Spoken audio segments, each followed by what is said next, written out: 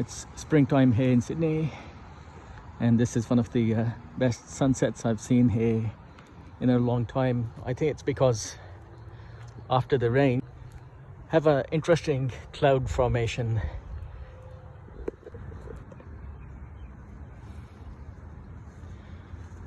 These trees are 200 years old.